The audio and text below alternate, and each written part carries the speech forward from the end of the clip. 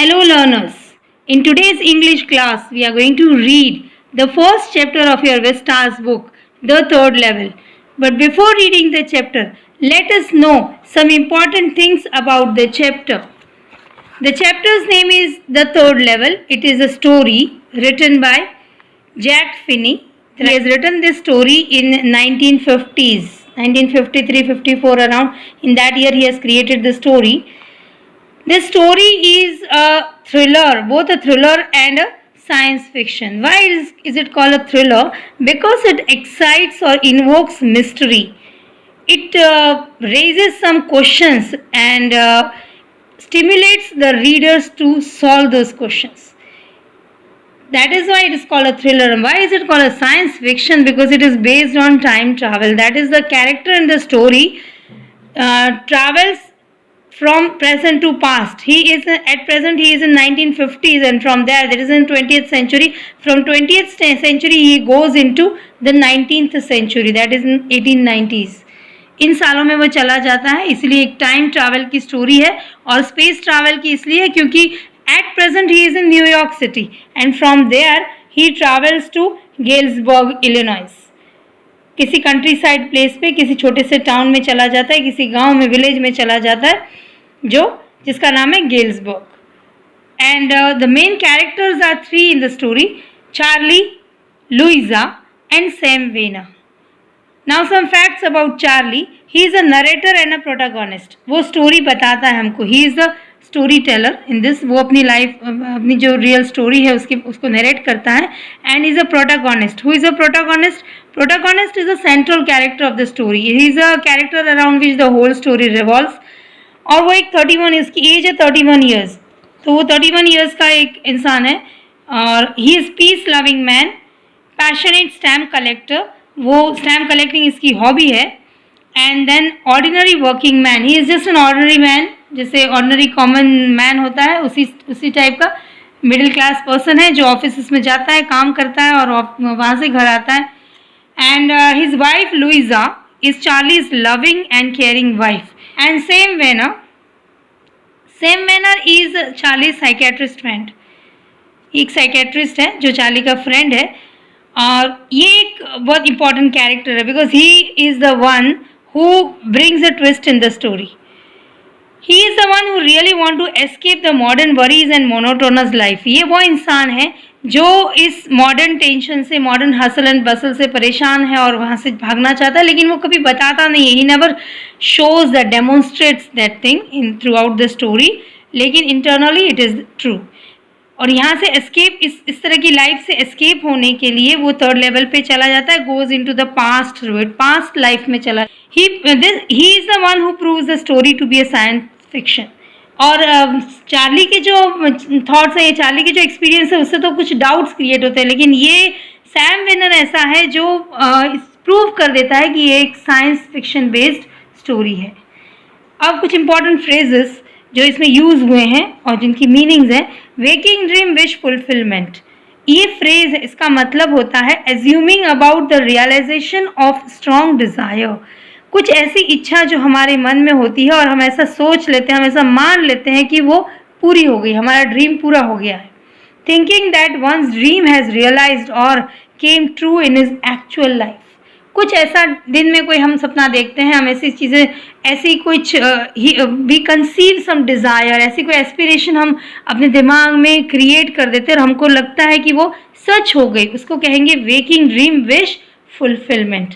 Then another term is temporary refuge. अभी refuge क्या होता है? किसी प्रॉब्लमेटिक कंडीशन से बाहर आके, वहाँ से to get rid of some problematic situation, to get rid of some tensions and worries, we go to some place where we feel relaxed और वेयर वी फील रिलीव्ड. तो वो हो जाता है refuge, temporary refuge. Now let us read the story. Now in the story also I have highlighted some important facts जो जिनके बारे में कुछ क्वेश्चन आ सकते हैं या जो हमको पता होने चाहिए when we attempt the questions. तो ये आपका चैप्टर है the third level, written by Jack Finney, जो ऑलरेडी हमने डिस्कस कर लिया है. अब ये चैप्टर स्टार्ट कैसे होता है? तो ये ऐसे स्टार्ट होता है कि जो presidents of the New York Central, New York, ये जो चार नाम दिए हुए, New York Central, the New York, New Haven, Hartford railroad, ये चारों रेल रोड्स के नाम हैं। जैसे हमारे इंडिया में western railway, central railway, southern railway, eastern railways होते हैं, वैसे यहाँ पे ये रेल रोड्स हैं। और उनके जो हेड्स हैं, डिपार्टमेंट के हेड्स हैं, they could swear on the stack of time tables. ये जो है, ये swear on the stack of time tables, ये एक इंग्लिश फ्रेज है, वो टाइम टेबल्स नहीं है, वो एक्चुअल में है swear on the stack of Bible. जिस तरह से हम गीता पे कसम हाथ रख के कसम खाते हैं, वैसे वो बाइबल पे हाथ रख के कसम खाते हैं, तो उसको लिए कहा जाता है swear on the stack of time tables.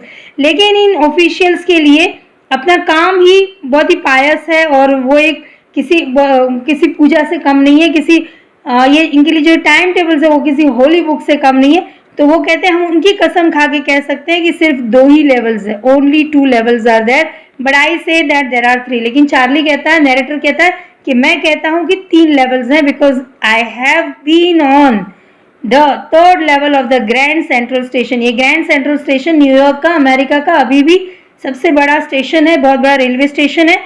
तो कहते हैं कि सब कहते हैं कि 2 लेवल्स है, लेकिन मैं कहता हूँ 3rd है, क्योंकि मैं वहां जाकर आया हूँ। Yes, I have taken the obvious step. अब जब मैं ये चीज क्लेम करता है, चार्ली बोलता है मैं जब ये क्लेम कर रहा हूँ, और ये लोग जब अथॉरिटीज जो है रेलवेज की वो भी कह रही है कि ऐसा कोई स्टेशन नहीं है, तो लोग मुझे पागल नहीं समझ ले, लोग कहीं ये नहीं समझ रहे मेंटली अनफिट हूँ या इनसेन हूँ। इसलिए मैं जाके अपने साइकेट्रिस्ट फ्रेंड से मिलता हूँ और उसे सब 3rd लेवल में, अपने इस 3rd लेवल के बारे में बताता हूँ कि मैंने 3rd लेवल देखा हुआ है। तो वो क्या कहता है, वो कहता है कि ये मेरा एक वेकिंग ड्रीम विश फुलफिलमेंट है। यानी मैंने कोई ऐसे किसी वर्ल्ड में जाने की सोची होगी, तो मुझे ऐसा, मैंने अपने माइंड में ये चीज़, मुझे ऐसा लगा कि ऐसा फील मैं कर रहा हूँ कि मैं वहाँ जाकर आया हूँ, अदरवाइज ये कोई रियलिटी नहीं है। He said I was unhappy, उसने बोला कि मैं मेरी लाइफ से अनहैप्पी हूँ। ये सुनते ही उसकी वाइफ जो है लोइजा, वो गुस्से हो जाती है। मैड मतलब पागल नहीं, वो एंग्री हो जाती है कि वो मतलब अपनी मैरिड लाइफ में क्यों खुश नहीं है। लेकिन तब सैम समझाता है कि वो ये कहना चाहता है कि ये जो मॉडर्न वर्ल्ड है वो इनसिक्योरिटीज, फियर, वरी, टेंशन से भरा हुआ है, और चार्ली यानी आई मतलब चार्ली जो है वो वहाँ से भागना चाहता है, वो भागने के बारे में सोचता है, इसलिए वो 3rd लेवल की बातें कर रहा है। ठीक है, अब वो चार्ली कहता है कि कौन नहीं भागना चाहता है मॉडर्न टेंशन से, modern hustle and bustle and worries and hurry से, सब लोग भागना चाहते हैं। जब चार्ली कहता है मैंने मेरे दूसरे दोस्तों से बात किया, तो उन्होंने भी बोला कि हाँ, उन्होंने भी उस चीज़ को असर्टेन किया, उन्होंने भी उस चीज़ को बताया कि हाँ मैं इस तरह, वो जो सैम ने मेरे बारे में बताया वो सही है, क्योंकि मैं एक स्टैम्प कलेक्टिंग भी करता हूँ, और वो भी एक टेम्पररी रेफ्यूज है इस मॉडर्न लाइफ के टेंशन से भागने की। लेकिन चार्ली कहता है आई एम नॉट कन्विंस्ड, मैं इस बात को नहीं मानता, क्योंकि मेरे ग्रैंडफादर भी स्टैम्प कलेक्टिंग करते थे, मैं उन्हीं की स्टैम्प कलेक्टिंग को कैरी फॉरवर्ड कर रहा हूँ, उसी को एक्सटेंड कर रहा हूँ। तो वो क्यों स्टैम्प कलेक्टिंग करते थे? उनकी लाइफ तो बहुत ही प्रिटी थी, प्रिटी नाइस एंड पीसफुल, उनकी लाइफ में तो कोई टेंशन नहीं थी, उनके समय में तो कोई वरीज नहीं थी, तो वो क्यों स्टैम्प कलेक्टिंग करते थे?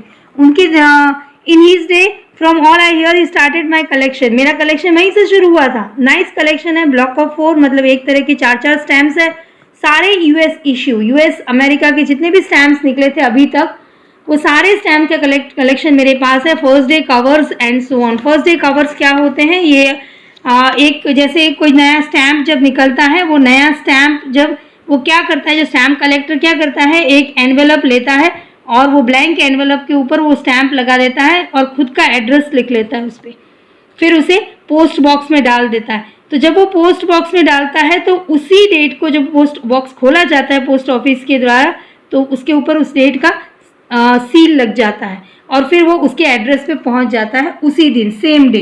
तो इसलिए उसको बोलते हैं फर्स्ट डे कवर। तो ये सारे स्टैम्प कलेक्टर्स करते हैं। तो ऐसे बहुत सारे फर्स्ट डे कवर्स भी मेरे पास है। प्रेसिडेंट रूजवेल्ट भी किया करते थे stamp collecting. He also did that. It doesn't mean that he had some worries and tensions.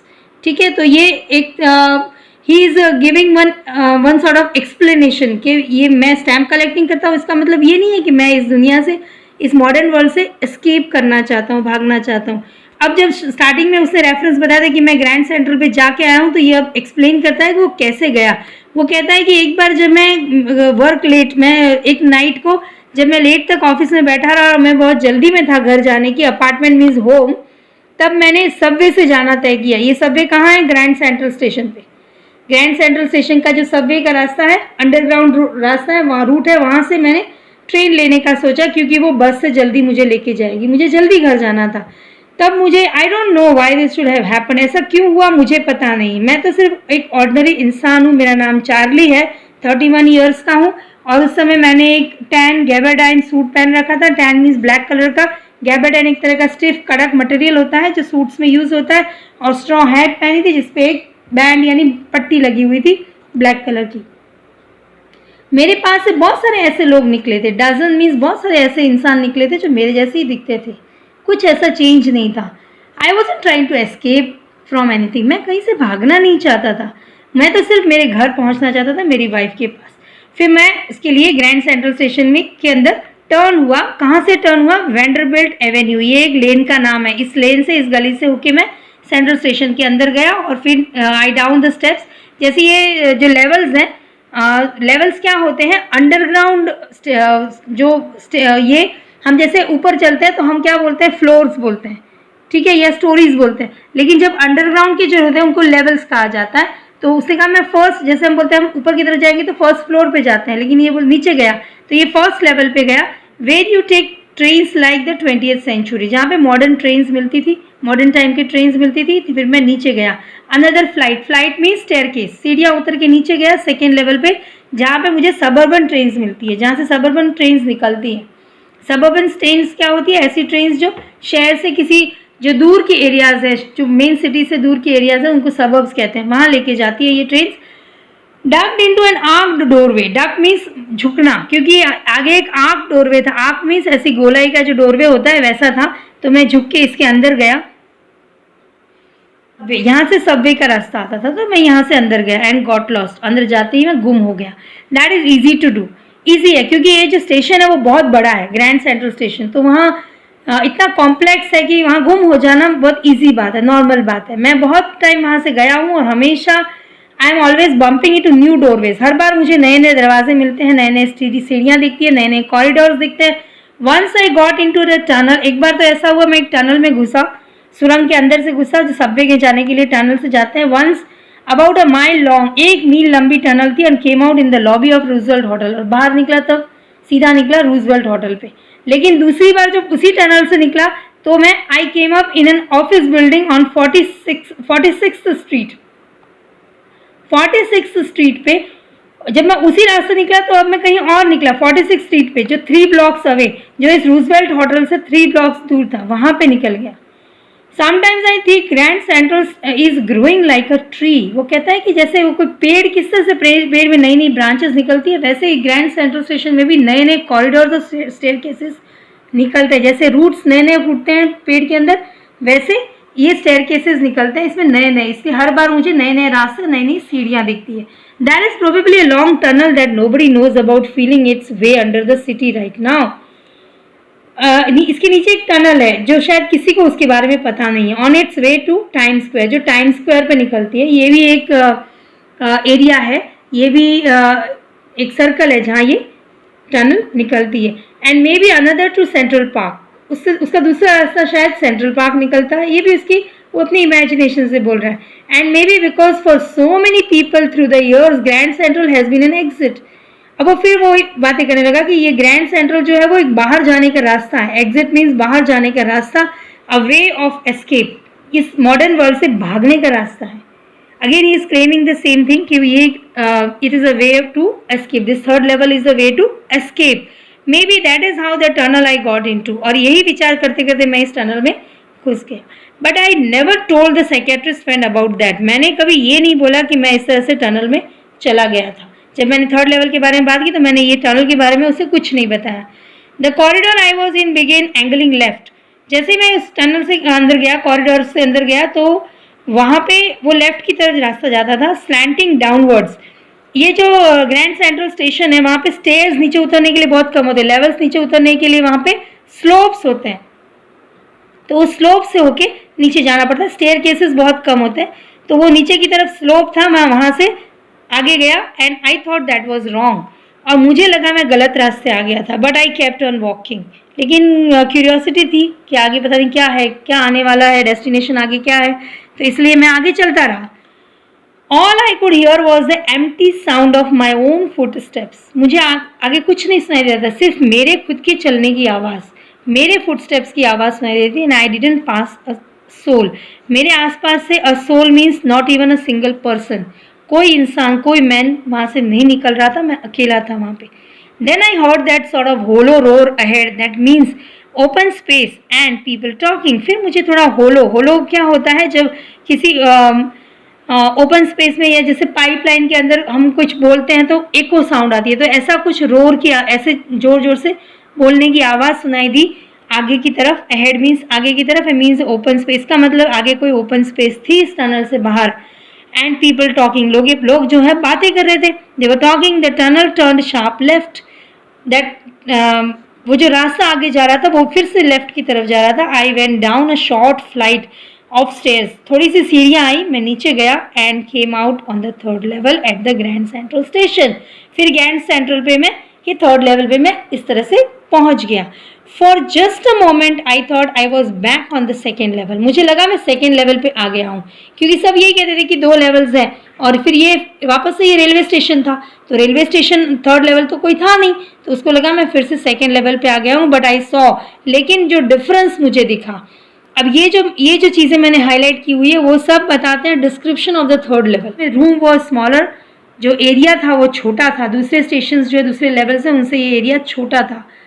There were fewer ticket windows, जैसे अभी मॉडर्न स्टेशन जो फर्स्ट एंड सेकेंड लेवल थे वहाँ पे टिकट विंडोज बहुत ज़्यादा थे, यहाँ पे कम थे क्योंकि उस समय पॉपुलेशन भी कम थी, तो ये टिकट विंडोज कम थे। एंड ट्रेन गेट्स कम थे, कम गाड़ियाँ जाती थी।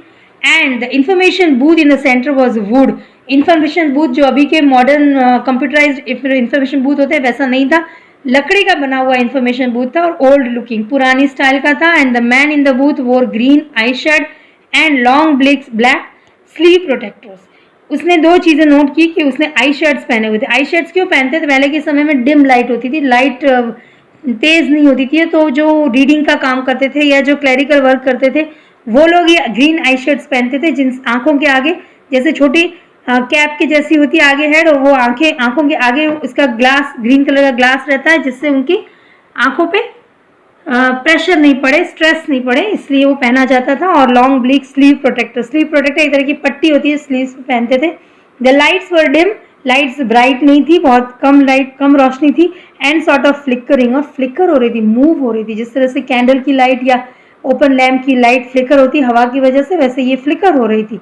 देन आई सॉ व्हाई, फिर मैंने नोट किया कि क्यों फ्लिकर हो रही थी। गैस लाइट्स थी, वो ओपन गैस लाइट्स थी, और ये इस वजह से वो क्या हो रही थी, ओपन फ्लेम गैस लाइट्स थी, वो हवा की वजह से हिल रही थी। What else did he notice? उसने देखा कि ब्रास स्पिटून से, पीतल के स्पिटून से, थूकने के लिए जो बॉल्स रखे जाते हैं, तो वो थे जमीन पे। Across the station glint of light caught में, फिर एक रोशनी आई एकदम से अचानक से। उसने देखा कि एक आदमी जो अपने वेस्ट पॉकेट से, जो कोट के नीचे अंडर कोट होता है, उसमें से उसने एक घड़ी निकाली। ही स्नैप्ड ओपन द कवर, उसने उसका कवर खोला, उसके टाइम देखा, और फ्राउन, हो सकता है वो किसी का वेट कर रहा होगा और लेट हुआ होगा, इसलिए गुस्से हुआ थोड़ा। फ्राउन मीन्स उसका फेस गुस्से में हो गया। ही वोर अ डर्बी हैट, उसने डर्बी हैट पहना हुआ था। Black 4 button suit with tiny lapels, suit पहना हुआ था जो 4 बटन्स थे, और लैपल्स मतलब जो मोड़ते हैं कोट को, जो मोड़ते हैं आगे से कॉलर की जगह से, तो वो लैपल्स छोटे थे, जैसे अभी लंबे बड़े बड़े होते हैं कोट्स में, ओपन होता है आगे से पूरा शर्ट दिखता है, तो वो नहीं होता, तो लैपल्स छोटे थे। And he had a big black handle bar moustache, उसके जो मुस्टैच थे वो लंबी थी। हैंडल बार कैसी मुस्टैच होती है? ओल्ड स्टाइल मुस्टैच जो लंबी होती है और आगे से दोनों तरफ से मुड़ी हुई होती है। Then I looked around and saw that everyone in the station was dressed like 1890 something. फिर मैंने देखा कि सबकी ड्रेसेस पुराने स्टाइल की थी, पुराने फैशन की थी, जो लोग 1890s में पहना करते थे। I never saw so many beard, सब लोगों के, सारे gents, almost all mens were having beard, they were wearing beard. Sideburns क्या होते हैं? साइड के जो कान के वहाँ जो बाल होते हैं वो बहुत बड़े बड़े थे। फैंसी मुस्टैच, अलग अलग तरह की मूंछें थी सबके। इन माई लाइफ इतनी ज़्यादा मूंछें वगैरह मैंने कभी नहीं देखी थी, क्योंकि मॉडर्न मैन नहीं रखते हैं इस तरह की चीज़ें। A woman walked in through the, एक वुमेन आई और उसकी भी ड्रेस पुरानी स्टाइल की थी। लेग ऑफ मटन स्लीव्स कैसे होते हैं?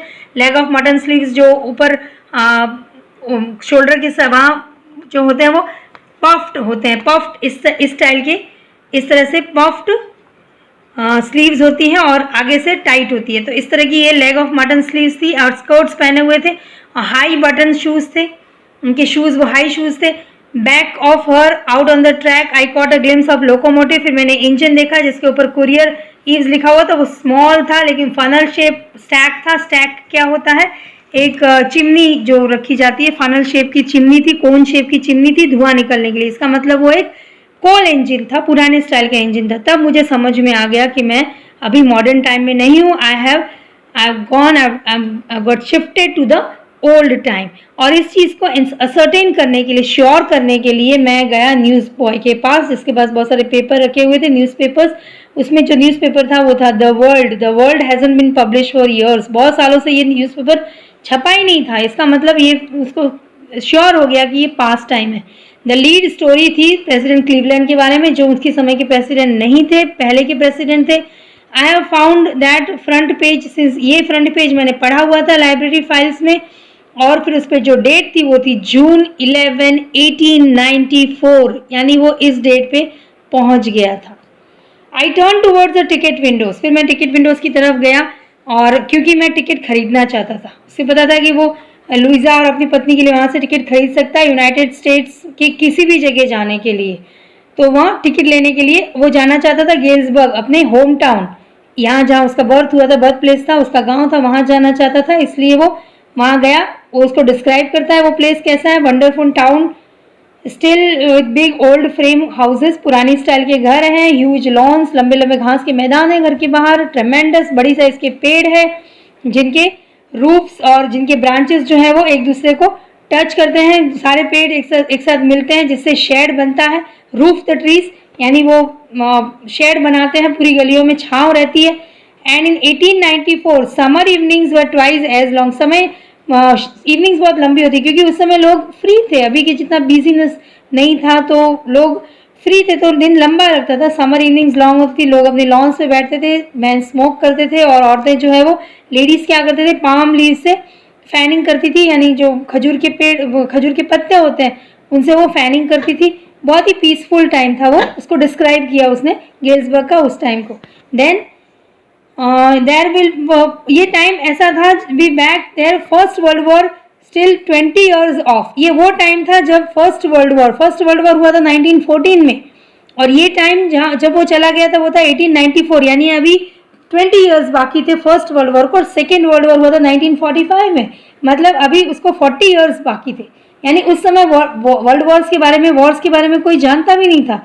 I wanted 2 tickets for that. मुझे ऐसे पीसफुल वर्ल्ड में मेरी वाइफ को लेकर जाना था, हम दोनों को वहाँ जाना था, मुझे 2 टिकट चाहिए थे। तो मैंने क्लर्क को कहा, तो क्लर्क ने वो जो फेयर होता है, ट्रेन का जो किराया होता है उसको फेयर बोलते हैं, उसने कैलकुलेट किया, फिगर किया। मेरे पास इनफ पैसे थे कि मैं 2 टिकट्स खरीद सकूँ जाने के लिए। But when I counted out the, जब मैं पैसे काउंट कर रहा था मैंने देखा कि वो क्लर्क मुझे घूर रहा था, स्टेयर मीन्स ग्लैंस कर रहा था, घूर रहा था, और उसने मुझे सिर हिलाया, ऊपर नीचे किया और मेरे पैसों की तरफ देखा, बिल्स मीन्स करेंसी, मनी की तरफ देखा, और बोला दैट एंट मनी मिस्टर। उसने बोला ain't me is the old English word for are not, aren't. उसने बोला ये पैसे नहीं है mister. And if you are trying to skin me, skin करना मीन्स चीट करना, if you are trying to cheat me, if you are trying to deceive me by giving me false currency, you won't get very far. उसने धमकी दी, threaten किया कि I will call the police. And he glanced at the cash drawer beside him. उसके पास में जो cash drawer था उसने वहाँ की तरफ इशारा किया कि ऐसा पैसे चाहिए मुझे। Of course the money was old style bills. जो पैसे उसने मुझे वहाँ दिखाए थे कैश ड्रॉवर के अंदर, वो ओल्ड पुरानी स्टाइल के थे, half again as big as the money we use nowadays. अभी जब हम पैसा यूज करते हैं उसके हाफ साइज के थे, एंड डिफरेंट लुकिंग, और अलग दिखते थे। I turned away and got out fast. मैं फटाफट वहाँ से भाग गया। There is nothing nice about jail even in 1894. मुझे डर किस चीज़ का लगा कि अगर इस इंसान ने पुलिस को बुला लिया तो मुझे वो जेल ले जाएंगे, और जेल कोई 1894 में जेल भी कोई अच्छी जगह नहीं होती है। And that was that. और इस तरह से मैं वहाँ जाकर आया। I left the same way I came. जिस रास्ते में आया वहीं से वापस निकल गया। And suppose next day during the lunch hour, जब लंच आवर हुआ मेरे ऑफिस का, तो मैं बैंक गया और वहाँ से मेरे जो पैसे थे वो निकाल दिए। $300 आउट ऑफ बैंक, जो सारे पैसे, जो सारा बैंक बैलेंस था, नियरली ऑल आई हैड, मतलब जो पैसा हमारे पास था वो सब मैंने निकाल दिया and bought old style currency, क्योंकि मैंने सोच लिया था कि मुझे उस पुराने वर्ल्ड में जाना है, इसलिए मैंने ओल्ड स्टाइल करेंसी एक्सचेंज कर ली उस नए पैसे। That really worried my psychiatrist friend. मैंने अपने साइकेट्रिस्ट फ्रेंड को इसके बारे में बताया और वो थोड़ा चिंतित हो गया कि अपने सारे अभी जो मॉडर्न करेंसी निकाल रहा है, अगर वो पुरानी टाइम में नहीं गया तो फिर वो उसको लॉस हो जाएगा, monetary loss. You can by old money at almost any coin dealers. वो चार्ली कहता है कि उस समय में आप मतलब कि अभी के समय में आप पुरानी स्टाइल के पैसे किसी भी कॉइन डीलर के पास ले सकते हो, वो एक्सचेंज करवा सकते हो, but you have to buy pay a premium. लेकिन आपको उसके लिए कुछ एक्स्ट्रा मनी देना पड़ता है। वो मतलब सेम एट पार नहीं मिलता है, इक्वल वैल्यू पे नहीं मिलता है, आपको एक्स्ट्रा पैसे देने पड़ते हैं। My $300 bought less than 200 in old style bills. Old currency मैंने जब $300 दिए तो मुझे 200 से भी कम मिले, बट आई डिडंट केयर। लेकिन मुझे कोई टेंशन नहीं थी, बिकॉज मैं जा रहा था ओल्ड टाइम में, और ओल्ड टाइम में सारी चीज़ें बहुत सस्ती थी। एग्जाम्पल ये एग्स का दे रहा है कि एग्स जो है वो 13 सेंट, 13 पैसे में 1 डज़न एग मिल जाते थे। तो अगर मुझे यहाँ पे मॉनेटरी लॉस हुआ है तो भी आगे जाके मुझे बेनिफिट होगा। But I have never again found the corridor. फिर मुझे कभी वो रास्ता वापस नहीं मिला। That leads to the 3rd level at the grand central station. Although I have tried often, बहुत बार मैंने कोशिश कर ली। मेरी वाइफ बहुत चिंतित थी और उसने मुझे बोला कि अब मैं कभी भी 3rd लेवल को नहीं ढूंढूँ। मेरी बहुत चिंता करती थी वो। तो फिर मैंने भी उस जगह को ढूंढना बंद कर दिया। I went back to my stamps. फिर से मैं अपने स्टैम्प कलेक्टिंग पे मैंने अपना ध्यान दिया। But now we are both looking every weekend. लेकिन अब ऐसा कुछ हुआ है जिसकी वजह से अब मैं अकेला नहीं, हम दोनों, मैं और मेरी वाइफ उस 3rd लेवल को ढूंढते हैं हर वीकेंड, हर सैटरडे संडे जब भी हमको टाइम मिलता है। Because now we have proof that the 3rd level is there. लेकिन अब क्योंकि रीज़न क्या है, ऐसा क्या हुआ है कि हमको एक प्रूफ मिला है कि 3rd लेवल है वहाँ पे। My friend Sam Vanern disappeared. ऐसा हुआ कि मेरा फ्रेंड जो है सैम वेनर, साइकेट्रिस्ट फ्रेंड, वो एकदम से गायब हो गया। नोबडी न्यू वेयर, पता नहीं कहाँ चला गया। But I sort of suspected, लेकिन मुझे डाउट था, because Sam is a city boy. Sam is a city boy मतलब वो शहर में उसका जन्म हुआ, वहीं बड़ा हुआ। उसने कभी गाँव नहीं देखा था, कभी कंट्री साइड नहीं देखा था। And I use to tell him about Galesburg. मैं उसे गेल्सबर्ग की बातें किया करता था। I went to school there, किस तरह से मैं वहाँ स्कूल जाता था, मेरी पुरानी लाइफ के बारे में उसे बताता था। And he always said he like the sound of the place. उसको वो जगह सुन के अच्छा लगता था, उसके बारे में सुनना अच्छा लगता था। And that is where he is. और इसलिए मुझे लगता था कि वो वहीं चला गया है। ऑल राइट, इन 1894 पुराने टाइम में, वो 19th सेंचुरी में वापस बैक पास्ट टाइम में चला गया है। क्यों इसको ऐसा लगा? क्योंकि एक रात fussing with my stamp collection, जब मैं अपने स्टैम्प कलेक्शन को टटोल रहा था, देख रहा था, तो मुझे क्या मिला, एक फर्स्ट डे कवर मिला। फर्स्ट डे कवर मैंने बता दिया क्या होता है। उस रात जब वो फर्स्ट डे कवर देख रहे थे अपने पुराने, तो एक कवर मिला जो वहाँ नहीं होना चाहिए था, यानी पहले उसे कभी नहीं देखा था उसने। बट दैट इट वॉज, वहाँ पे वो था। It was there because someone had mail to my grandfather at his home in Galesburg. मेरे ग्रैंडफादर के एड्रेस पे वो किसी ने पोस्ट किया हुआ था। That is what the address on the envelope said. अब ग्रैंडफादर के एड्रेस पे पोस्ट किया मतलब वो इंसान वही होगा, उसी जगह पे होगा, तभी तो वो सेम डे पहुंचा है, सेम डे का स्टैम्प लगा हुआ था। And it had been there since July 18, 1894। इस डेट से वो जो फर्स्ट डे कवर है वो वहीं था, उस कलेक्शन के अंदर ही था। The post mark showed that, उस पे पोस्ट मार्क पे पता चल गया था कि वो उसी डेट का स्टैम्प है, क्योंकि वो सील उसी डेट का लगा हुआ था। Yet I didn't remember it at all. The stamp was 6 cent. मुझे पता नहीं, मैंने कभी वो स्टैम्प पहले वो फर्स्ट डे कवर देखा नहीं था। 6 पैसे का स्टैम्प लगा हुआ था, डल ब्राउन कलर का था, with a picture of president Garfield. ज़्यादातर जब जो स्टैम्प्स निकलते हैं उस पर जो पर्सनालिटीज़ होती है, जो लीडर्स होते हैं, पॉलिटिकल लीडर्स, नेशनल लीडर्स, उनके पिक्चर्स होते हैं। तो यहाँ पे भी प्रेसिडेंट गारफील्ड का पिक्चर था इस स्टैम्प के ऊपर। Naturally when the envelope came to grand dad in the mail, जब उनके घर वो आया होगा, it went right into his collection. उनको पता है कि फर्स्ट डे कवर है तो उन्होंने कलेक्शन में डाल दिया होगा and stayed there till I took it out and opened it. फिर मैंने उसको निकाला और उसको खोला। The paper inside was in blank. Generally ये होता है कि उस फर्स्ट डे कवर में पेपर ब्लैंक होता है, लेकिन यहाँ पे सरप्राइजिंग बात ये थी, स्टार्टलिंग बात ये थी कि वो ब्लैंक नहीं था, उस पर कुछ लिखा हुआ था। ग्रैंडफादर का एड्रेस है, ये ग्रैंडफादर का होम एड्रेस है, ये डेट है जिस डेट को उसको पोस्ट किया गया था, और जो एड्रेस जो जिसके लिए लेटर लिखा गया, जिसको वो लेटर एड्रेस्ड किया गया था, वो था चार्ली। अब चार्ली का तो इस डेट को बर्थ भी नहीं हुआ था। चार्ली ने पहले ही बोल दिया मैं 31 ईयर्स का हूँ, और 31 ईयर्स का है, और अगर 1950s में ये स्टोरी लिखी गई है तो वो कहाँ उसका बर्थ हुआ उस समय, लेकिन फिर भी उसी को नाम से ये लेटर है। I got to wishing that you were right, मतलब मैं हमेशा ये सोचता था कि शायद तुम सच हो। Then I got to believing you were right, फिर मैं मानने लगा धीरे धीरे कि तुम सच हो।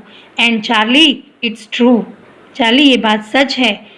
I found the third level, third level जैसी कोई जगह है और मुझे वो मिल गई है।